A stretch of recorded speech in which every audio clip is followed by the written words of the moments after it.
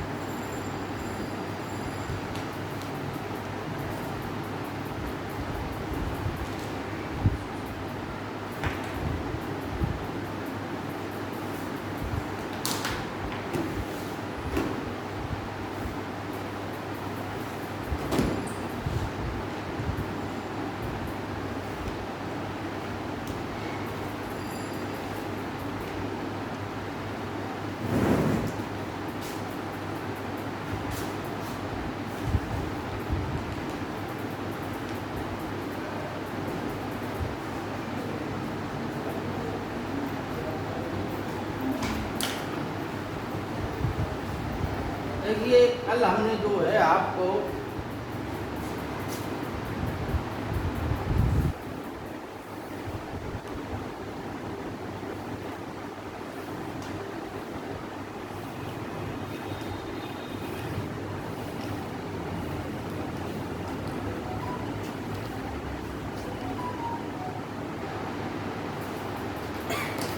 कश्मीर का इतिहास, ये कौन का इतिहास ठीक। कश्मीर का इतिहास लगभग आप लोगों को बता दिया था, ठीक है ना। अब कश्मीर के इतिहास के अलावा जो अन्य छोटे मोटे राजवंश हैं, जिस प्रकार कश्मीर का वंश था, उसी प्रकार से बंगाल में एक पाल वंश था। बंगाल में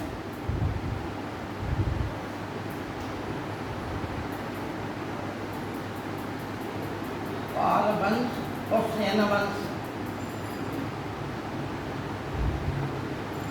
ठीक है ना। कन्नौज और बनारस का गहरवाल वंश,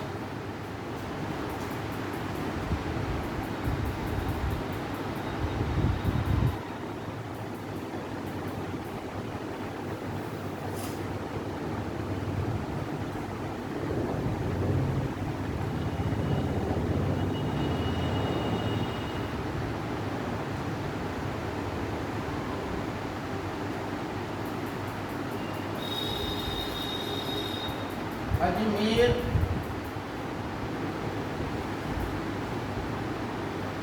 एवं दिल्ली का चौहान वंश,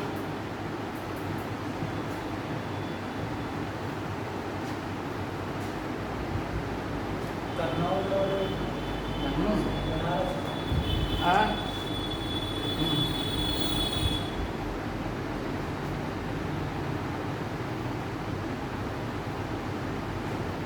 महाराष्ट्र का राष्ट्रकूट वंश,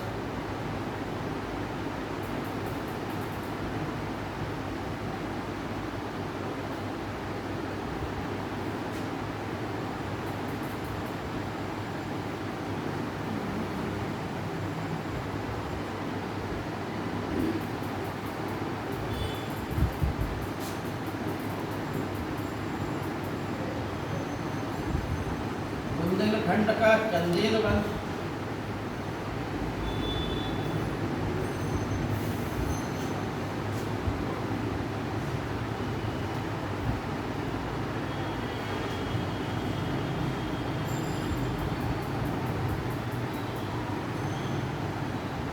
दक्षिण में पल्लव और चोल वंश,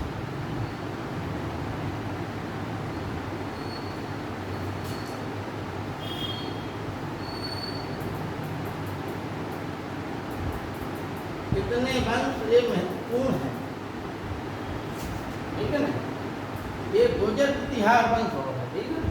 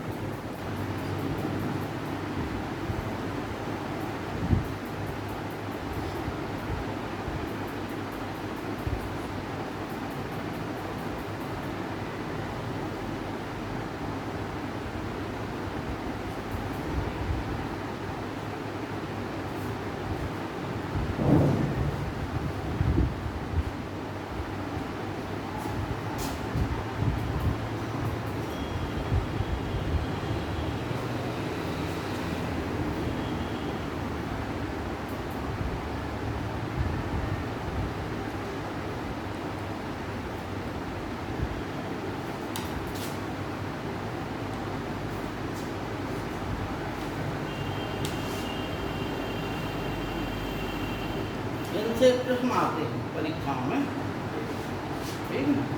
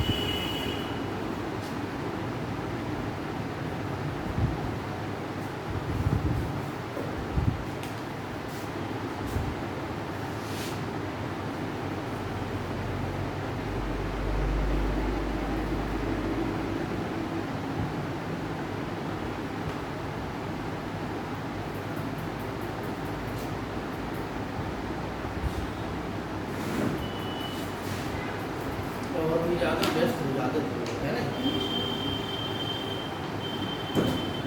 देखिए, बिहार एवं बंगाल में पाल वंश और सेन वंश, कन्नौज और बनारस का गहवाल वंश, अजमेर एवं दिल्ली में चौहान वंश था, महाराष्ट्र में राष्ट्रकूट वंश था, बुंदेलखंड में चंदेल वंश था, दक्षिण में पल्लव और चूल वंश था, राजस्थान और गुजरात का जो है गुजर तिहार वंश था, जो उत्तर प्रदेश में भी आ गया था, ठीक है ना, उत्तर प्रदेश में भी था ये।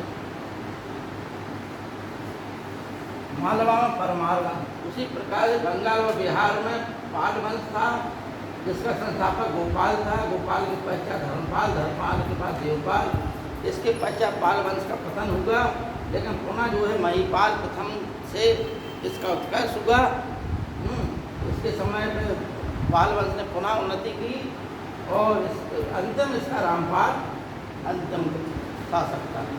इसके पतन के पश्चात वहीं पर बंगाल में सेन वंश का प्रारंभ हुआ।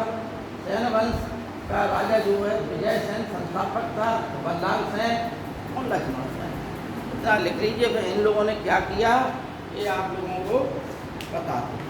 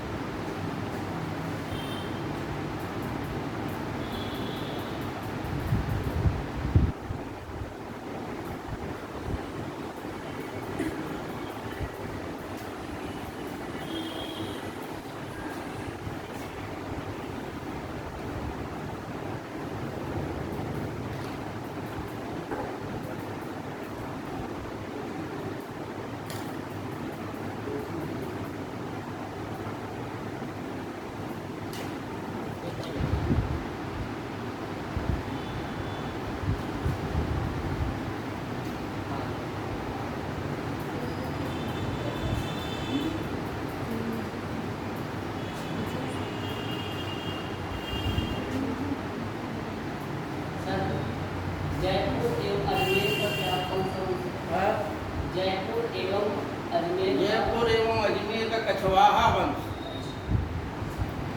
जिन्होंने अकबर से संबंध किया था। जोधाबाई का ब्याह जो है, जोधाबाई का वो बना दिया सीरियल, सीरियल नाम था हरखाबाई, ठीक है ना। लेकिन वो एक आध जगह किसी लेखक ने लिख दिया जोधाबाई, अंग्रेजों लोगों ने, उनकी नाम था हरखाबाई, और कहने में उच्चारण में लगता था गड़बड़ अंग्रेजों को, ठीक है ना।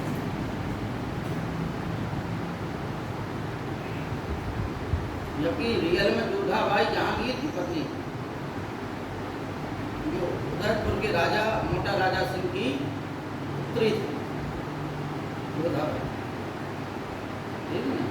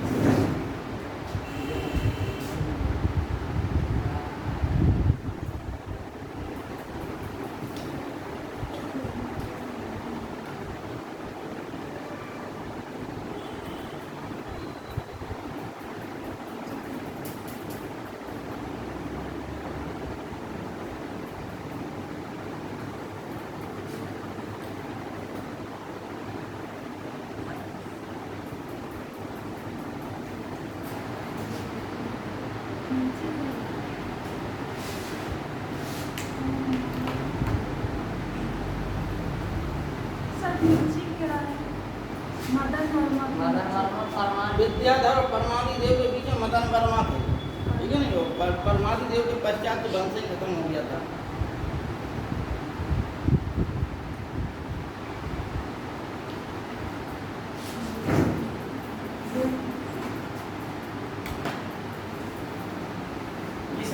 चंदेल वंश के संस्थापक कौन थे?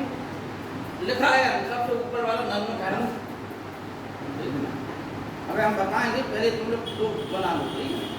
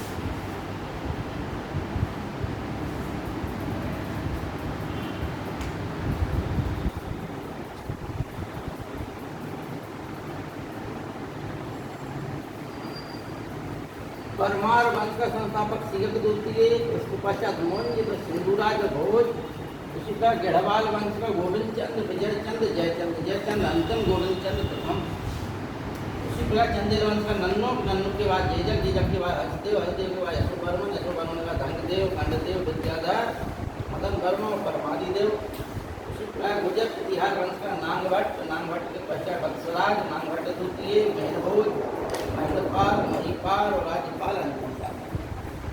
ठीक है ना?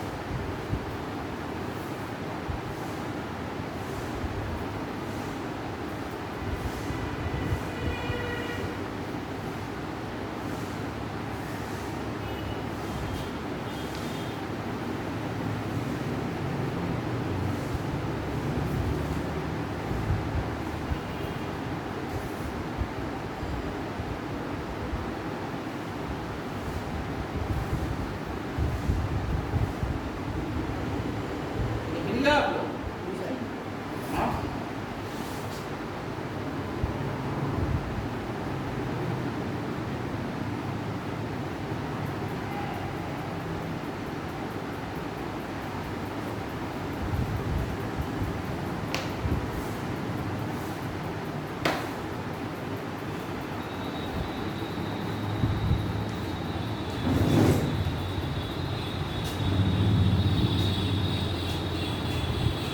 देखिए यहाँ से शुरुआत करते हैं, ठीक है ना? पाल वंश पहले हमें ये समझना है कि तुर्कों के आक्रमण से पहले भारत की राजनीतिक स्थिति क्या थी? तो राजनीतिक स्थिति में ये इतने राजा जो है, इससे भी और भी कुछ राजा थे, ठीक है ना? ये इतने राजवंश थे जो महत्वपूर्ण राजवंश थे, ठीक? और इन राजवंशों की ये विशेषता थी कि एक दूसरे को पटकनी देने में लगे हुए, आपस में ही लड़ाई लड़ते थे। जब अलाउद्दीन खिलजी ने दक्षिण भारत में अभियान किया, ठीक है नहीं, तो हुआ क्या, यानी अलाउद्दीन खिलजी के शासनकाल में मलिक काफूर जो उसका सेनापति था, जो एक हिजड़ा था जिसे हजार दीनारी के नाम से जाना जाता था, तो उसे हर राज्य में सफलताएं मिलती चली गई, ज़्यादा युद्ध नहीं करना पड़ा। इसलिए कि जहाँ भी जाए वो वहाँ का शासक दूसरे राज्य में लड़ाई कर रहा होता, ठीक है नहीं?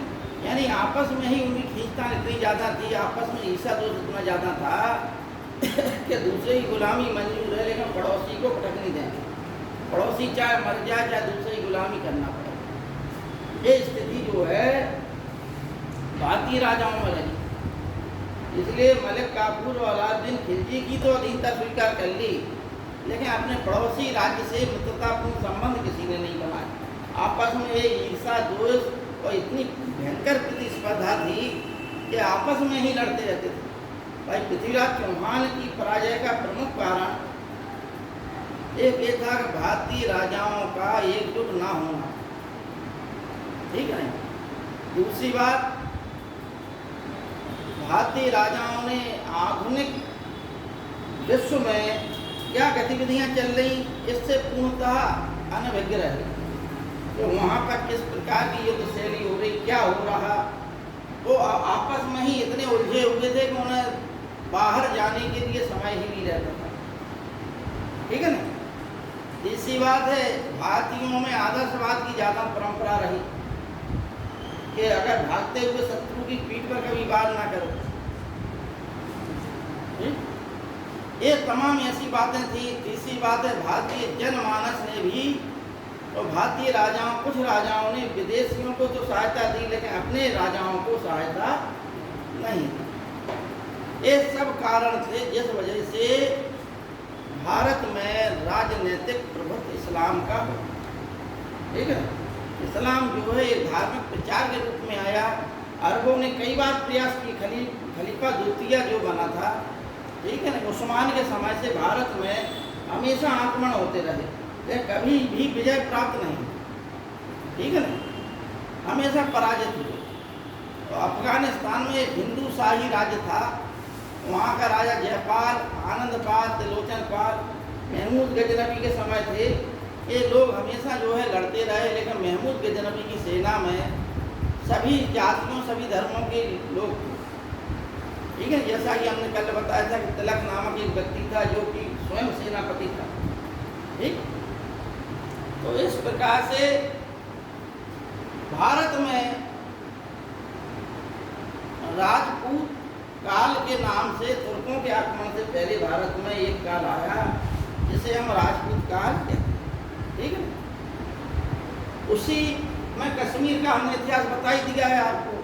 कश्मीर का भी एक अपना वंश चला उस समय, और सभी अपने अपने राज्यों की रक्षा में तो लगे हुए थे लेकिन कोई भी दूसरे राज्य की रक्षा के लिए तत्पर नहीं, क्योंकि उसे ये मालूम था कि यदि हम दूसरे राज्य की रक्षा करवाएंगे तो अंत में दूसरा राज्य हमारे ही राज्य को हड़प लेगा। इसलिए हम अपने राज्य की रक्षा करें, दूसरा राज्य चाहे नष्ट हो जाए चाहे कुछ हो। जिस प्रकार से यहाँ पर गहरवाल वंश का राजा जयचंद्र ने पृथ्वीराज चौहान की सहायता नहीं की, क्योंकि पृथ्वीराज चौहान ने जयचंद्र की पुत्री संयुक्ता का हरण कर लिया, ठीक है ना। इस वजह से इनमें आपसी शत्रुता थी और इस शत्रुता के पहले भी इनमें शत्रुता चल रही थी, क्योंकि ये दोनों जयचंद्र और पृथ्वीराज चौहान जो आपको लिखाया हमने चौहान वंश अजमेर एवं दिल्ली में, ठीक है ना, ये पहले से ही मौसी के लड़के थे, ठीक है ना। क्योंकि दिल्ली में तोमर वंश था और दिल्ली का जो शासक था अनंतपाल सिंह तोमर, उसके लड़कियां थीं, अतः उसने अपनी छोटी लड़की के लड़के पृथ्वीराज चौहान तृतीय को, जिसे राय पिथौरा के नाम से भी जाना जाता था, उसे अपना उत्तराधिकारी बना लिया था। इस वजह से बड़ी पुत्री का पुत्र जयचंद्र जो है उससे ईर्षा करने लगा था, क्योंकि वो भी चाहता था कि दिल्ली का राज्य हमें मिले, उसकी निगाह थी दिल्ली के राज्य पर। इसी वजह से दिल्ली के राज्य पर निगाह होने की वजह से इनमें आपस में ही चैट चलती थी। तो इसी बीच में पृथ्वीराज चौहान ने जयचंद्र की पुत्री संयुक्ता का हरण कर लिया, तो ईर्षा दोष और बढ़ गई इसमें, ठीक है ना। अतः जब मोहम्मद गौरी ने भारत पर आक्रमण किया तो पहले युद्ध में तो पृथ्वीराज चौहान ने हरा दिया, लेकिन दूसरे युद्ध में स्वयं हार गया और हारने के पश्चात उसके वंश का ही अंत हो, पता नहीं चला। हालांकि उस समय के समकालीन जो मुस्लिम लेखक हैं उन्होंने कहा कि पृथ्वीराज चौहान ने मोहम्मद गौरी की अधीनता स्वीकार कर ली थी और कुछ समय तक उसने राज्य किया। पृथ्वीराज चौहान के जो सिक्के थे उन्हीं सिक्कों पर मोहम्मद गौरी ने अपने सिक्के ढाल के बना लिए, ठीक है ना। इस प्रकार से कहने का मतलब ये है कि राजपूत लोग आपस में ही लड़ते थे। अब प्रश्न ये है कि ये राजपूत कौन थे भाई। अभी तक हमने ये इतिहास में पढ़ा था कि भाई भारत में जो क्षत्रिय थे, जो राज्य की रक्षा करते थे, क्षत्रिय ही राजा बनते थे, तो ये बीच में राजपूत कहाँ से उत्पन्न हो गए? ठीक है ना?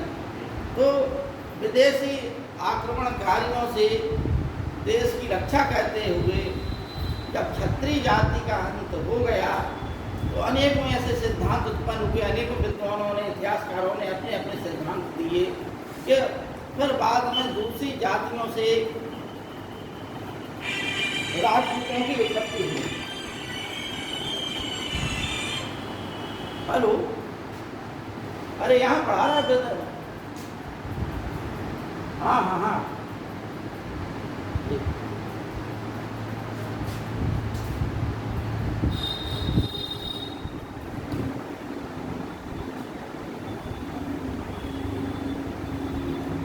तो हमें सबसे पहले ये समझना है कि राजपूत आखिरकार कौन थे। ठीक है नहीं? भंडारकर महोदय, कर्नल टॉड ने राजपूतों का इतिहास लिखा। ठीक है नहीं? The history of Rajputana. और राजस्थान को ही उन्होंने, यानी यह राजा अधिक राजा थे, इसलिए उसने इस क्षेत्र को नाम राजस्थान दिया, यानी राजाओं का स्थान, इसने कर्नल टॉड ने। ठीक,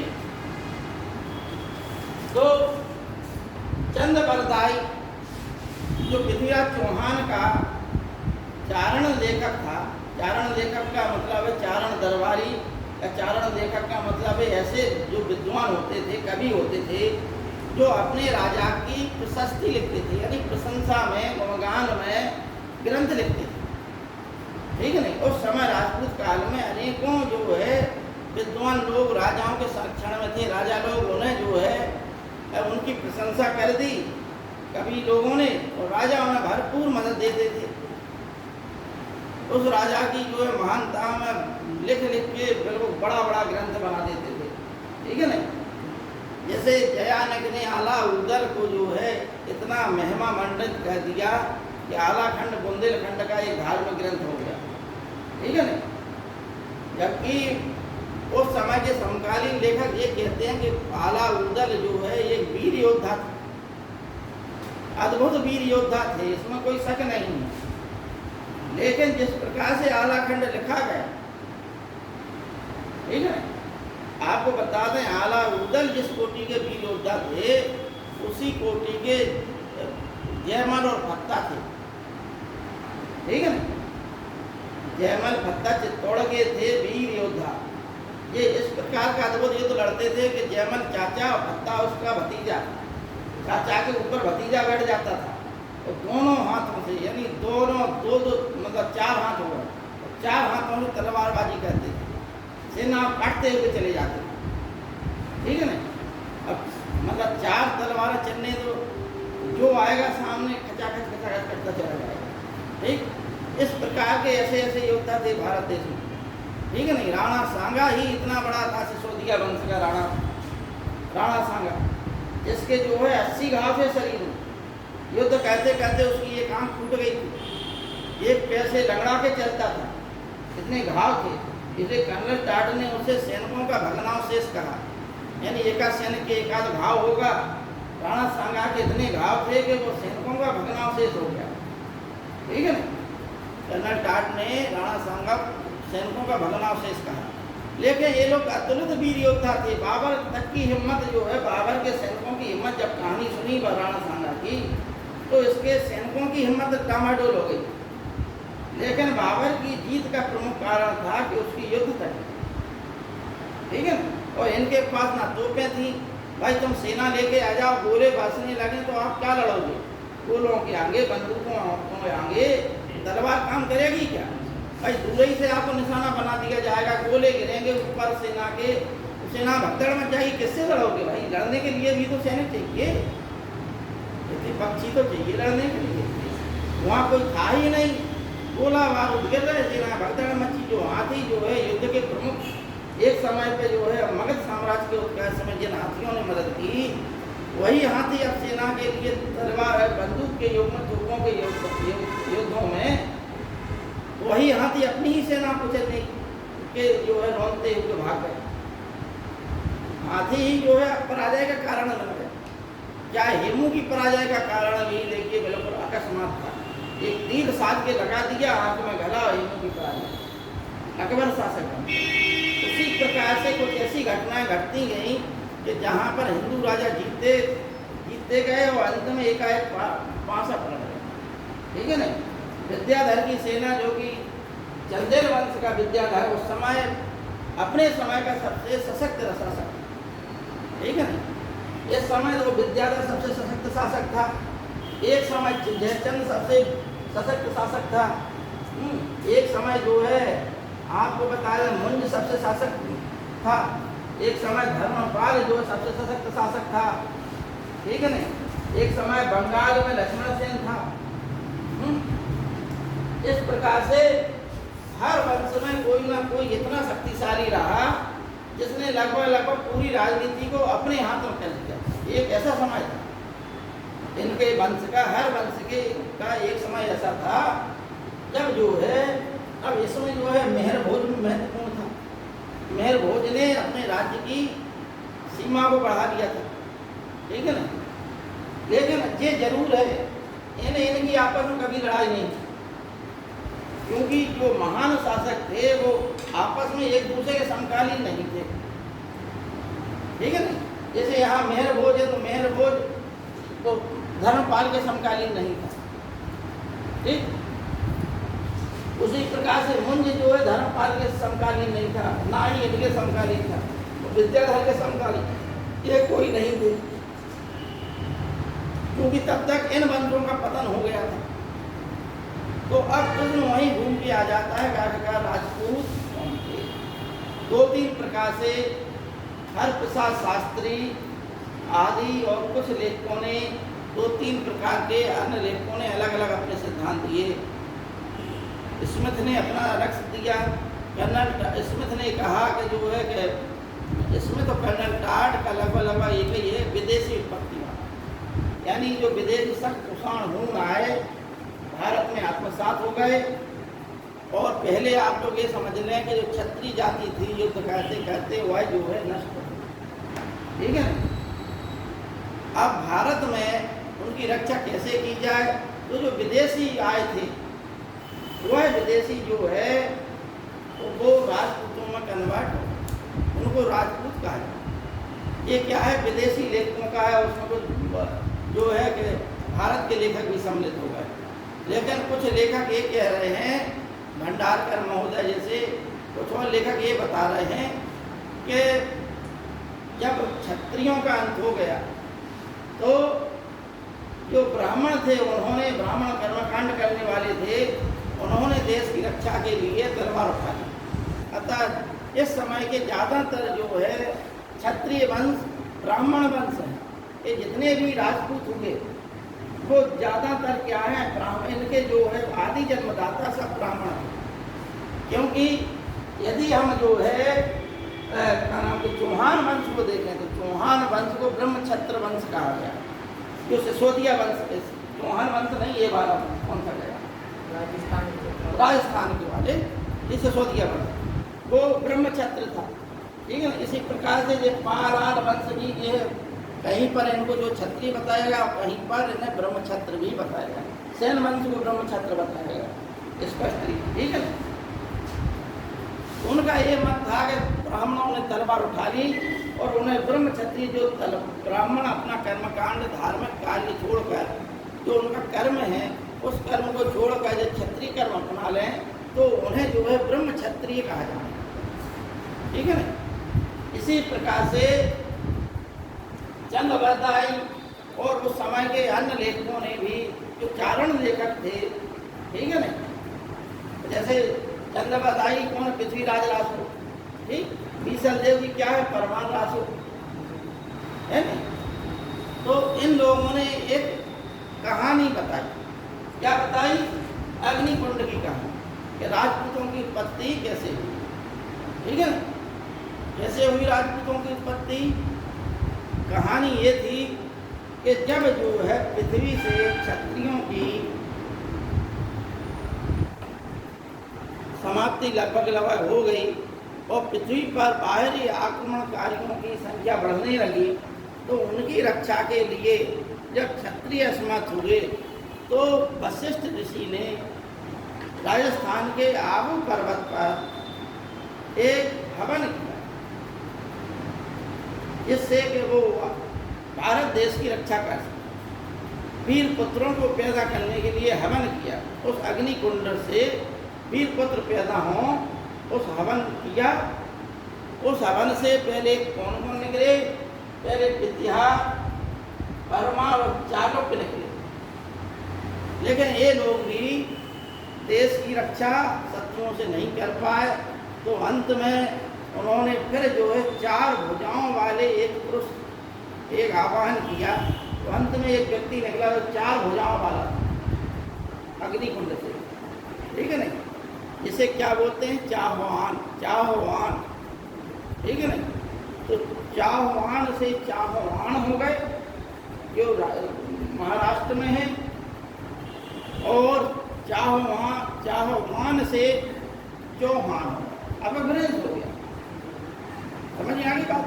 यानी 4 भुजाओं वाले को चाहवान कहा गया, चाहवान, ठीक है नहीं। उसी से चाहवान हो गया और चौहान हो गया, ठीक। इस प्रकार से अग्निकुंड की कथा का जो है चंद्रवरदाई ने अपने ग्रंथ पृथ्वीराज रासो में उल्लेख किया, ठीक। अब ये अग्निकुंड के वंश हैं, हालांकि ठाकुरों के, अब जिन्हें हम ठाकुर कहते हैं, ठीक है ना, राजपूत। अब जो है वर्तमान ठाकुरों के नाम से, भाई आप कौन ठाकुर हो? अब ये नहीं पूछा जाता कौन क्षत्रिय हो, ठीक है ना ये पूछा जाता कौन से राजपूत हो। तो समय के हिसाब से वो चीज़ जो है बदलती चली। पहले जिन्हें हम क्षत्रिय कहते थे, प्राचीन समय में क्षत्रिय थे, मध्यकाल में वो राजपूत हो गए, और आधुनिक काल में उन्हें हम ठाकुर कहने लगे, ठीक है ना। तो इस प्रकार से ये राजा जो है आपस में इतना आपस में उलझे हुए थे कि इन लोगों ने कहीं भी विदेशों से ज़्यादा संपर्क नहीं किया, जबकि विदेशी यात्री आते गए, विदेशी अनेकों लोग आए, चीन के भी आए, लेकिन इन लोगों ने अपने दूतों का आदान प्रदान तो किया, लेकिन वहाँ की शिक्षा नीति, वहाँ की आधुनिक शस्त्र नीतियों का वहाँ क्या परिवर्तन हो रहा है। जैसे बारूद का आविष्कार चीन में बहुत पहले हो गया था, ठीक है नहीं, लेकिन फिर भी ये लोग, खाली भारत के इतिहास में एक राजा था जिसने चीन को हराया, लेकिन वो जाति से स्वयं में चीनी था,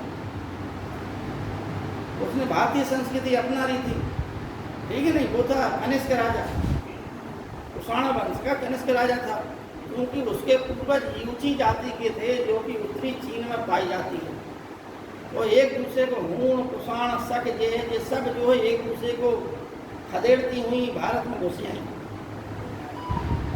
भारत में घुसने के पश्चात इन्होंने भारतीय संस्कृति को अपना लिया।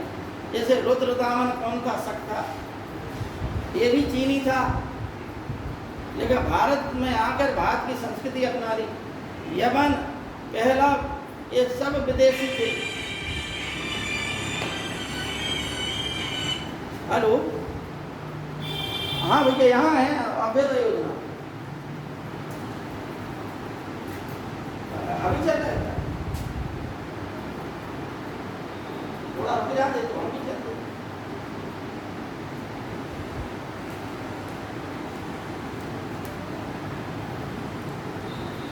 देखना भैया, अब 9 बजा है, 10 मिनट हो लगता है। हाँ हाँ हाँ, हम पहुँच जाएंगे ना, मालूम नहीं, आपको फोन कर लेंगे, जब तक आप बैठेंगे 15-20 मिनट तो बैठेंगे, हम फोन कर लेंगे, थोड़ा सा आ जाइए आप स्वराज कॉलोनी तरफ है। अच्छा वहाँ कहाँ पर है? हाँ हाँ जानते हो, हाँ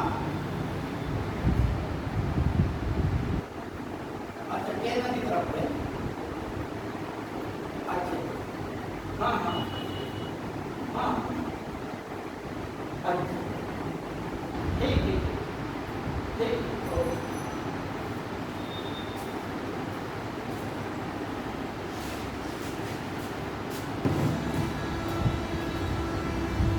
ये हमारे कॉलेज के टीचर थे, वो एक्सपायर हो गए,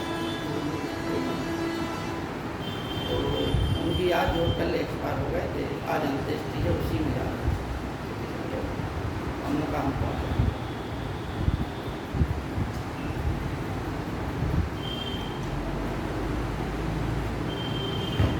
ज़्यादा वृद्ध नहीं थे, युवा थे।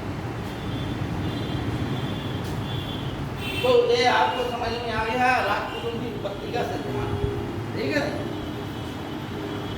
अब आपको पहले बताते हैं पाल वंश।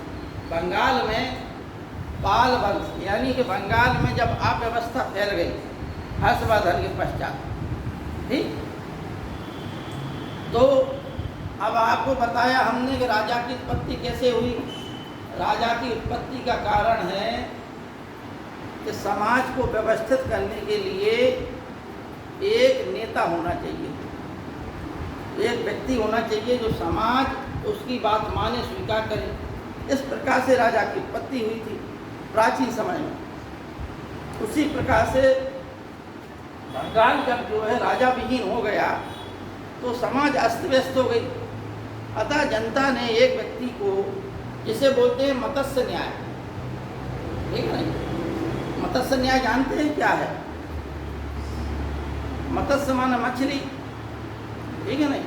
तो मत्स्य न्याय से छुटकारा दिलाने के लिए एक व्यक्ति को चुना जिसका नाम था गोपाल, ठीक। अब आपको हम बताते हैं मत्स्य न्याय क्या है, ठीक। मत्स्य न्याय से छुटकारा शब्द समझना। समुद्र में होता क्या है कि बड़ी मछली छोटी मछली को खाती, ठीक है ना। उसी प्रकार से मानव समाज में भी बड़ा आदमी छोटे आदमी का शोषण करता है कि नहीं करता? ठीक इसी प्रकार जब बड़ा व्यक्ति छोटे व्यक्ति का शोषण करता है तो समाज जो है अस्त व्यस्त होने लगता है। अंत में जो छोटा वर्ग है वो उन बड़ों से छुटकारा चाहे, ठीक है, क्योंकि हर बड़ा हर छोटे का शोषण करने लगता है। अतः ऐसी व्यवस्था से मुक्ति पाने के लिए कि भाई कम से कम गुंडा हो तो एक हो, उसकी तो तानाशाही सुन ली जाएगी। जब 17 गुंडे हो जाएं तो जनता परेशान हो जाएगी, ठीक है ना। अतः कम से कम एक, चाहे न्यायी हो या अत्याचारी हो, कम से कम एक शासक तो हो, ठीक है ना। भाई प्रजा अगर अत्याचारी होगा तो प्रजा उसकी जगह दूसरे न्यायी राजा को चुन लेती है। अतः इस ऐसी स्थिति में जनता ने एक न्यायी व्यक्ति को चुना जिसका नाम था गोपाल, ठीक है ना। और उस समय बौद्ध धर्म का ज़्यादा प्रचार प्रसार था बंगाल बिहार तरफ को, इसलिए ये पाल वंश जो है बौद्ध धर्म का संरक्षक रहा। ये सभी जो है बौद्ध धर्म के अनुयायी रहे। बौद्ध धर्म को इन्होंने, राजाओं ने स्वीकार किया, राज्य में प्रचार प्रसार किया। लेकिन ऐसा भी नहीं कि इतने धर्मांध हों कि अन्य धर्मों को क्षति पहुंचाएं। अन्य धर्मों को भी इन लोगों ने संरक्षण प्रदान किया, ठीक है नहीं। उनके विद्वानों को, इनमें से सबसे महत्वपूर्ण था गोपाल के पश्चात गोपाल ने पाल वंश की स्थापना की, ठीक है नहीं। नालंदा महाविहार को एक विहार बनवाया। देखिए नालंदा विश्वविद्यालय की स्थापना कैसे हुई। सबसे पहले नालंदा में एक महाविहार की स्थापना किसने की थी? शक्रादित्य। शक्रादित्य जिसे हम कुमारगुप्त प्रथम कहते हैं, चंद्रगुप्त प्रथम विक्रमादित्य का लड़का था, उसको कहते हैं, ठीक है ना। ये किसने बताया? ये हर्ष जो हुएनसांग आया था भारत में, उसने ये बात उल्लेख किया है कि सर्वप्रथम नालंदा महाविहार का निर्माण शक्रादित्य ने किया, ठीक। अब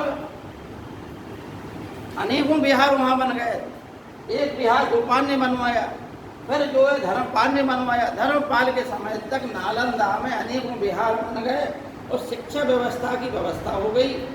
अतः इस प्रकार से नालंदा एक विश्वविद्यालय के रूप में अपनी प्रगति के शिखर पर धर्मपाल के शासनकाल में पहुंचा, ठीक।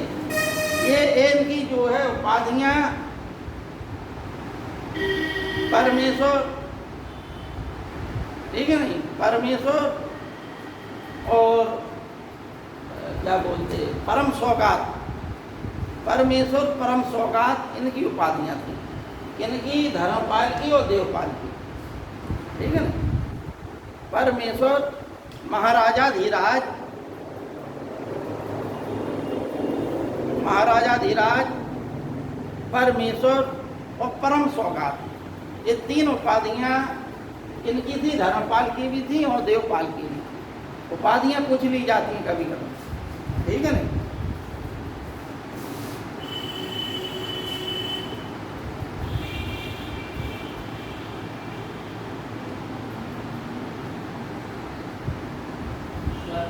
एक बार और बता दीजिए। हाँ उपाधियाँ बता दीजिए। हाँ, उपाधियाँ बता दीजिए।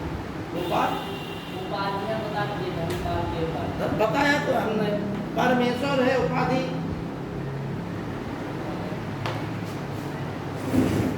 परमेश्वर, परम सौगात, ये कौन सी बता दीजिए तुमको?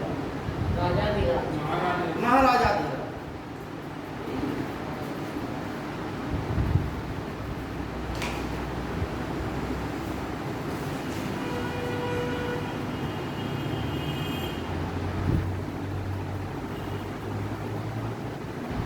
परम भट्टारक को लिख लो। परम भट्टारक।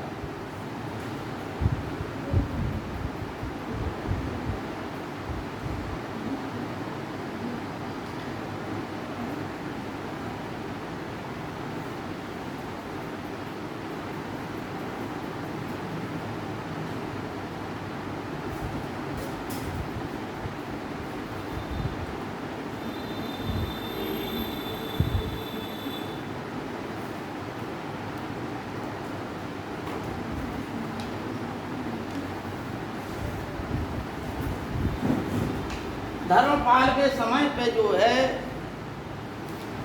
त्रिपक्षीय संघर्ष प्रारंभ हुआ। क्या हुआ?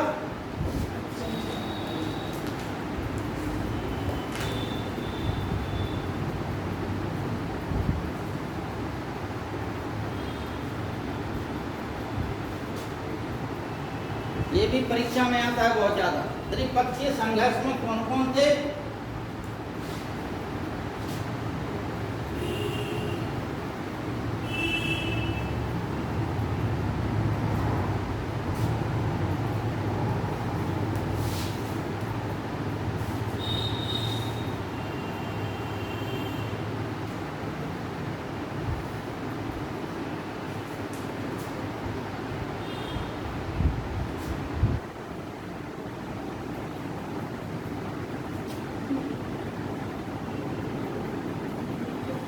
त्रिपक्षीय संघर्ष में गुर्जर प्रतिहार,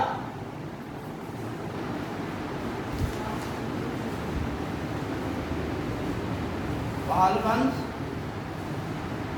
और राष्ट्रकूट वंश।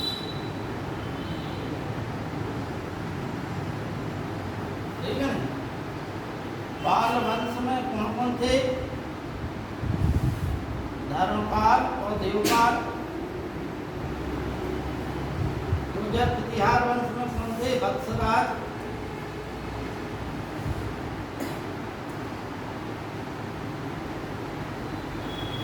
भट्ट द्वितीय और राष्ट्रकूटों में ध्रुव और गोविंद,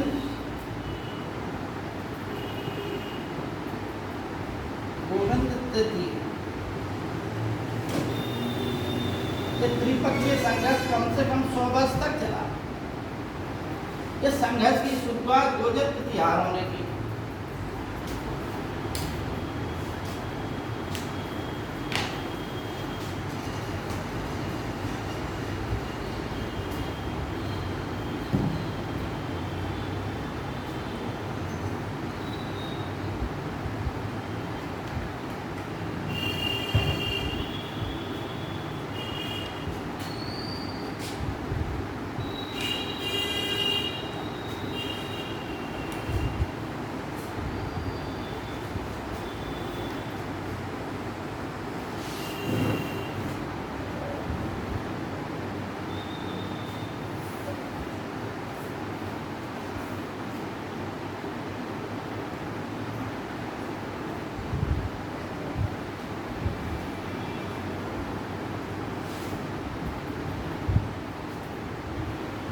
उस समय काहे के लिए संघर्ष हुआ? कि कन्नौज को ऊपर अधिकार करने के लिए।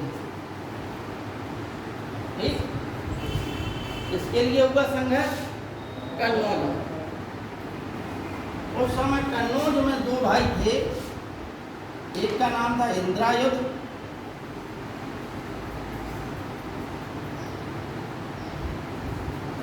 एक का नाम था चक्रायुध।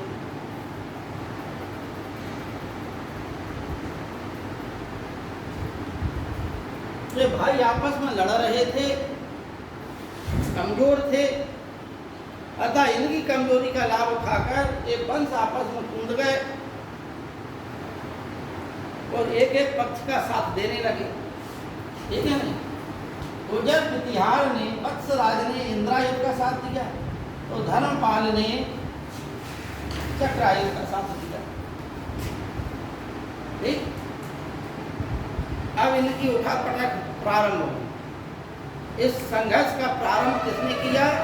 इस संघर्ष का प्रारंभ गुर्जर प्रतिहार वंश के शासक वत्सराज ने किया। सबसे पहले उसने क्या किया कि इन दोनों भाइयों की लड़ाई में कूद गया और उसका उद्देश्य था कन्नौज पर अपना प्रभाव जमाना। अब कन्नौज पर क्यों प्रभाव जमाना चाहते? पहला है ना भाई, ऐसी क्या बात थी कन्नौज पर जो है कि चाहते थे लोग कब्जा करना? उसका कारण ये था कि हर्षवर्धन के समय कन्नौज जो है उत्तर भारत की राजनीतिक गतिविधियों का केंद्र हो गया। ठीक है ना? जिस प्रकार से पृथ्वीराज चौहान के समय दिल्ली था, उसे दिल्ली का महत्वपूर्ण स्थान बन गया, क्योंकि पृथ्वीराज चौहान से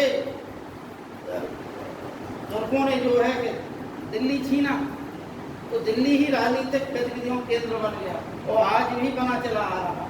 लेकिन क्या प्राचीन समय में दिल्ली था? नहीं था। दिल्ली का राजनीतिक महत्व इतना था? नहीं था, बिल्कुल नहीं था। ठीक है ना? तो जब ज़्यादा जहाँ का राजनीतिक गतिविधियाँ हों उसको केंद्र बनाने में सुविधा हो। कन्नौज भी उसी ट्रायंगल पर स्थित। हर्षवर्धन की मृत्यु के पश्चात एक व्यक्ति ने यहाँ पर, क्योंकि हर्षवर्धन के पुत्र नहीं था, एक पुत्री थी, ठीक है ना? अतः इस वजह से हर्षवर्धन के पश्चात यहाँ पर आयुध वंश का राज स्थापित हुआ और उसमें से राजपूत काल में इंद्रायुध चक्रायुध आपस में लड़ाई कर रहे थे। उसमें से वत्सराज कूद गया, उसने इंद्रायुध का साथ दिया और इंद्रायुध को गद्दी पर बिठा दिया। ठीक है ना? अतः धर्मपाल को ये बात सहन नहीं हुई तो धर्मपाल ने चक्रायुध का साथ दिया और इंद्रायुध को हटा दिया, चक्रायुध को गद्दी पर बिठा दिया। ठीक, तो ये बात जो है वत्सराज को सहन नहीं हुई। वत्सराज ने धर्मपाल को ये दोनों पूरी तरीका से हरा दिया और पुनः जो है इंद्रायुध को गद्दी पर बैठा दिया। इसी बीच में दक्षिण भारत का एक राजा, उत्तर भारत की राजनीति में पहला ऐसा राजा, जो दक्षिण भारत का ऐसा पहला राजा जिसने उत्तर भारत की राजनीति में हस्तक्षेप किया, उसका नाम था ध्रुव। क्या नाम था? ध्रुव। राष्ट्रकूट शासक था, उसका नाम था ध्रुव धारावंश। धारावंश उसकी उपाधि थी। ठीक है ना? इस ध्रुव धारावंश ने जो है वत्सराज पर आक्रमण कर दिया। वत्सराज कौन था? गुर्जर प्रतिहार। ठीक है ना? और वत्सराज को इतनी बुरी तरीका से हराया कि वत्सराज पराजित होने के पश्चात राजपूताना के रेगिस्तान की ओर भाग गया। ठीक है ना? अतः धर्मपाल ने ध्रुव की अधीनता स्वीकार कर ली। इस प्रकार से धर्मपाल ने ध्रुव की अधीनता स्वीकार करने के पश्चात कन्नौज में अपना चेला चक्रायुध को बना। ठीक है ना? चक्रायुध को शासक बना दिया। अब ध्रुव जो है उत्तर भारत में ये सब करने के पश्चात, मान सम्मान लेने के पश्चात, पुरस्कार सोना चांदी लेने के पश्चात, अधीनता स्वीकार कराने के पश्चात जो है कहाँ तक, यानी बंगाल का शासक भी अधीनता स्वीकार करने लगा, कन्नौज का शासक भी अधीनता स्वीकार करने लगा। ध्रुव जो है दक्षिण भारत चला गया। उस समय पश्चात उसकी मृत्यु। ठीक है ना? अतः पहला चरण समाप्त।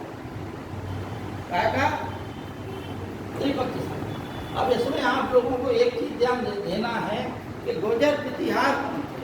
गुर्जर प्रतिहार यानी कि इसमें दो शब्द जुड़े हुए हैं, यानी गुर्जर का मतलब गुजरात के रहने वाले, ठीक है, एक जाति थी, ठीक।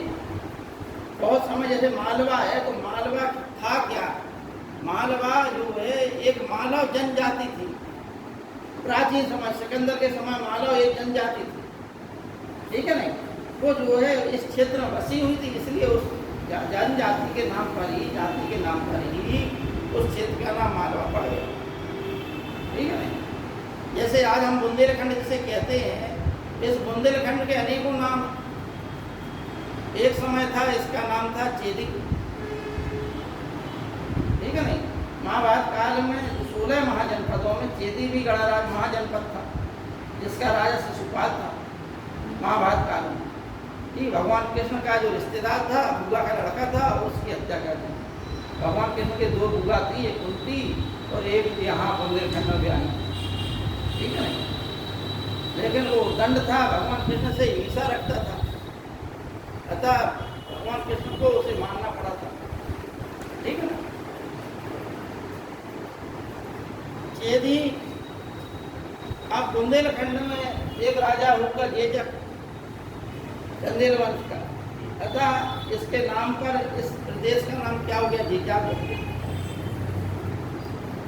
ठीक है नहीं। तो एक चेदी नाम बता दिया आपको बुंदेलखंड का, एक जेजाक भुक्ति बता दे, भुक्ति का मतलब प्रदेश होता है, जेजाक भुक्ति का मतलब है राजा जेजाक का प्रदेश, ठीक है नहीं। एक नाम इसका दर्शान प्रदेश या दर्शान देश भी होता है। दर्शान का मतलब धसान नदी को दर्शान कहा जाता था, यानी बुंदेलखंड में धसान नदी महत्वपूर्ण थी, इसीलिए जो है इसको दर्शान क्षेत्र भी कहा जाता है। इतने नाम होगा 3, ठीक है ना। और इसको जो है कि एक नाम यहाँ पर यजुहोत्री ब्राह्मण ज़्यादा थे बुंदेलखंड में, ठीक है ना। ब्राह्मण जो है 4 वेदों के साथ 4 प्रकार के ब्राह्मण होते हैं। तो यजुर्वेद के जो वेदाचार्य होते थे, ठीक है ना, जैसे हमने बताया कि 4 वेदों के 4 पुरोहित अलग अलग होते थे, यज्ञ के समय आज ही बनते हैं। तो यजुर्वेद का जो पाठ करने वाले ब्राह्मण थे बुंदेलखंड में रहते थे, तो उनके नाम पर इसका नाम यजुहोत्री पड़ा, यजुर्वेद के नाम, ठीक है ना। और अंत में जो है एक राजा थे,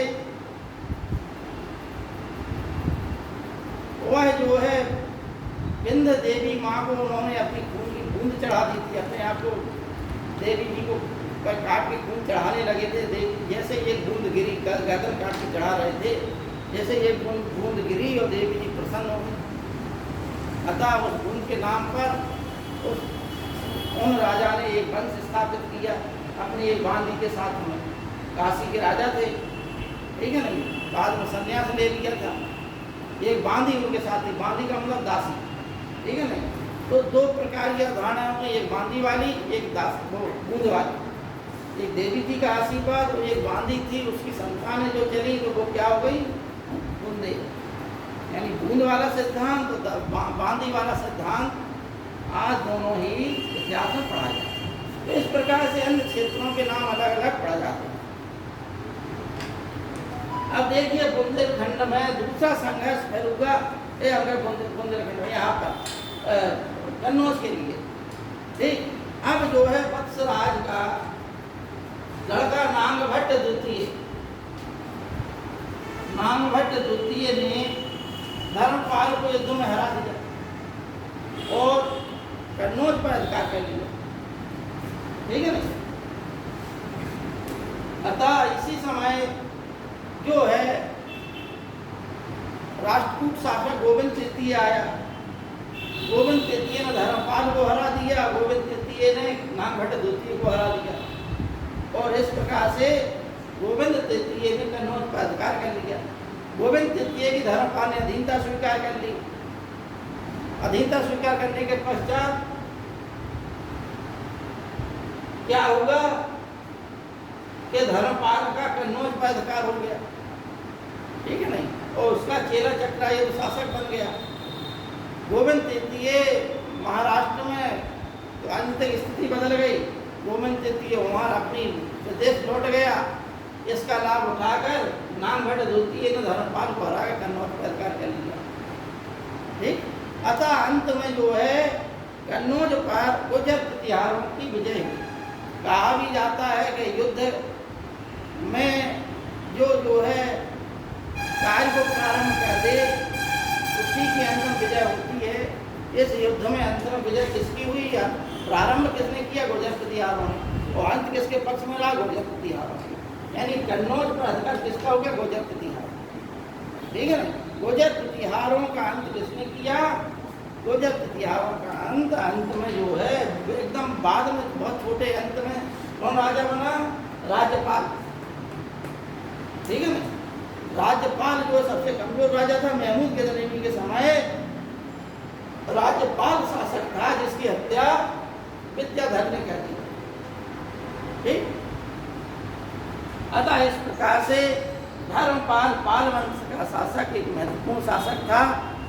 उसी प्रकार से धर्मपाल के पश्चात देवपाल इस वंश का सबसे ज्यादा शक्तिशाली शासक हुआ। ठीक है ना?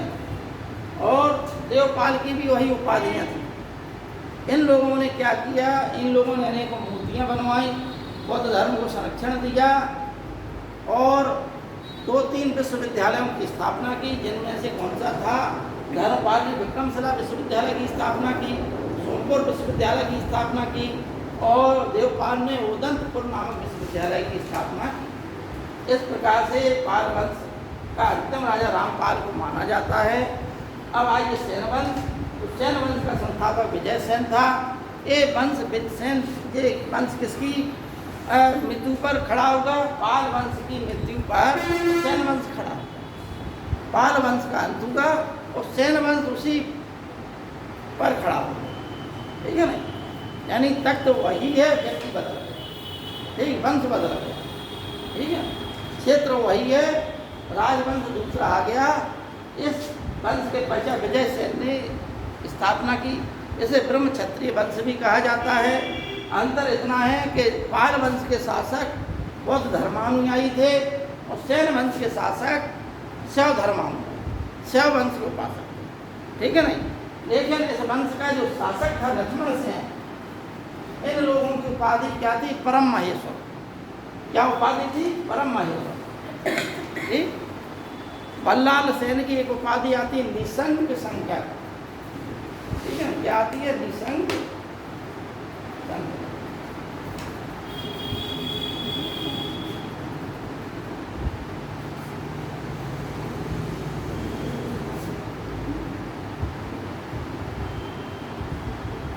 बल्लाल सेन की एक उपाधि का नाम क्या है? निसंग शंकर। हाँ, लक्ष्मण सेन की थी परम भागवत।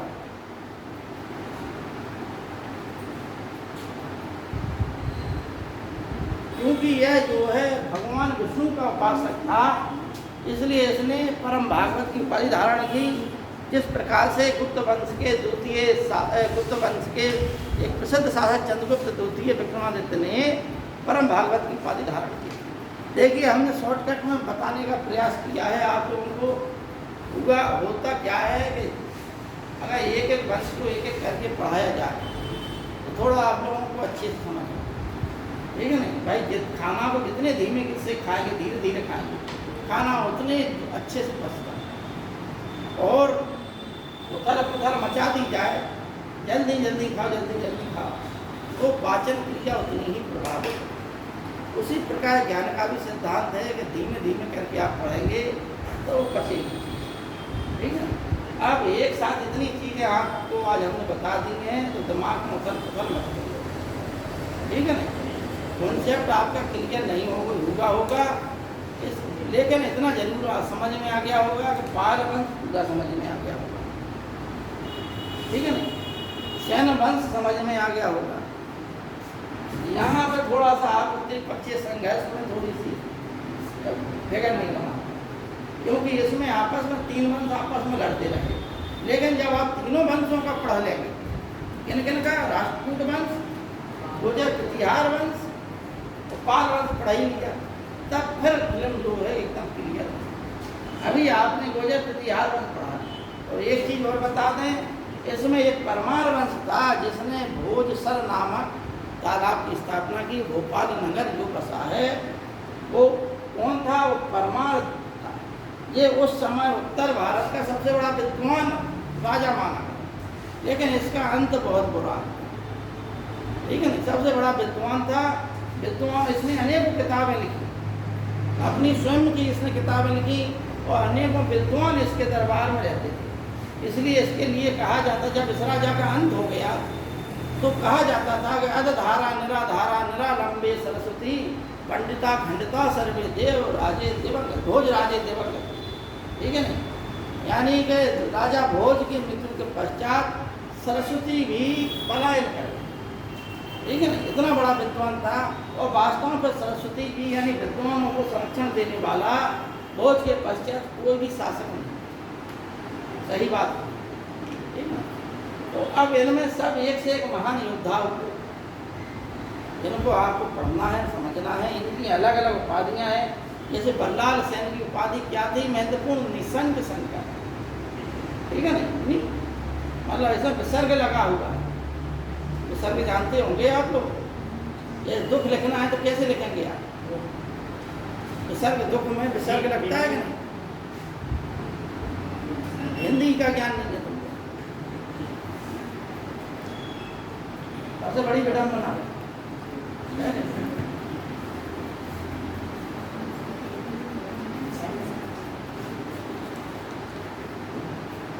निसंग शंकर आप लोगों ने निश्चित गलत लिखी है। हमने बोर्ड पे नहीं लिखा ही, लेकिन आप लोगों ने बोल दिया, हमने तो गलत लिख दिया। हमने बता दिया विसर्ग लगाइए, तो विसर्ग नहीं लगा पा रहे मुझे आप।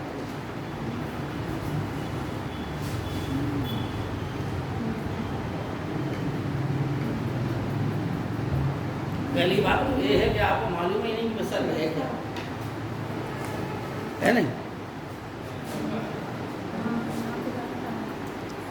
ठीक है बच्चों, आज इतना ही रहने दें।